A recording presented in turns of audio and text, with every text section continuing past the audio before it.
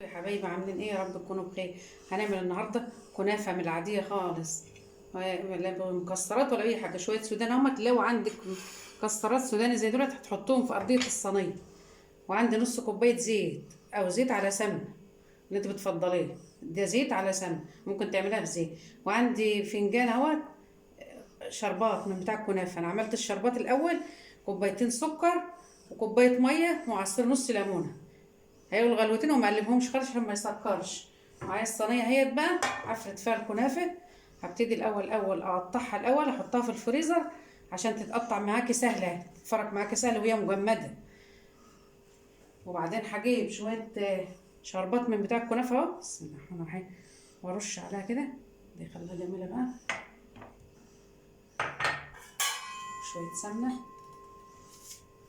بسم الله الرحمن الرحيم. او ممكن تحط سكر، لو مش شربات كنافه حط سكر. ابتدي بقى اقلب الكنافه في الشربات في السمنه كويس جدا. ان شاء الله تقلبها بايه، بايدينا كده اهوت.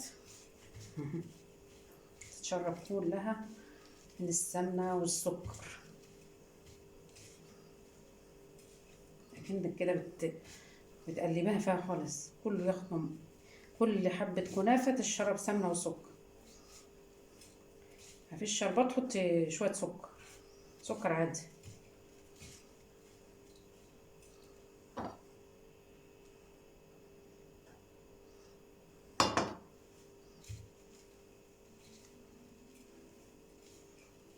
شايفين بقى شربت كله اهو.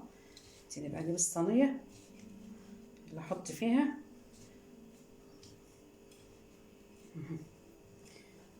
فين بقت عامله ازاي بقى اهي. اجيب الصينيه اهي بقى، احط شويه المكسرات ده هما. لو ما عندكش مكسرات ده عادي ما تحطيش، اعمليها عادي كده. وانزل بالكنافه بقى اهي، بسم الله الرحمن الرحيم. بسم الله كده، وانزل بالكنافه كلها اهي. وابتدي بقى ايه افردها، افردها كويس جدا.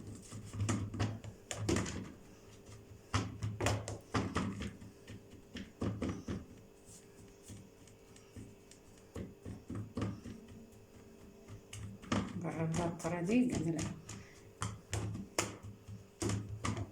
اجيب بقى حاجه واضغط بيها، لازم تكبسها كويس قوي، ده بيخليها معاكي جميله.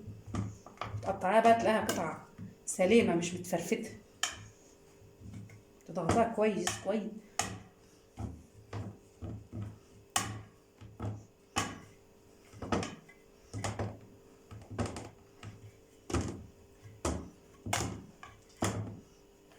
اهي شايفين بقى، احط بقيه السمنه عليها اهي، وادخلها الفرن بقى. اكون مولعه الفرن قبل ما ادخل الكنافه ب10 دقايق، الفرن سخن. وبعدين ادخلها فرن متوسط الحراره اهي.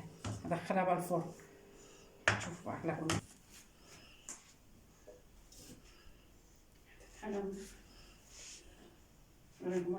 طلعتها من الفرن اهي، هبتدي بقى اقلبها. بسم الله الرحمن الرحيم، بسم الله الرحمن الرحيم. اللهم صل على النبي. شايفين؟ ابتدي بقى ارجعها في الصينيه تاني وادخلها كمان شويه الفرن. وديها بقى الفرن. طلعتها من الفرن اهيت، اسقيها بقى بالشربات. انزل عليها بالشربات بقى.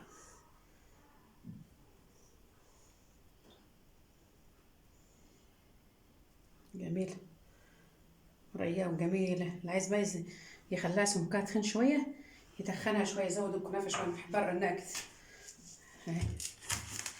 شايفين؟ طلعه جميله.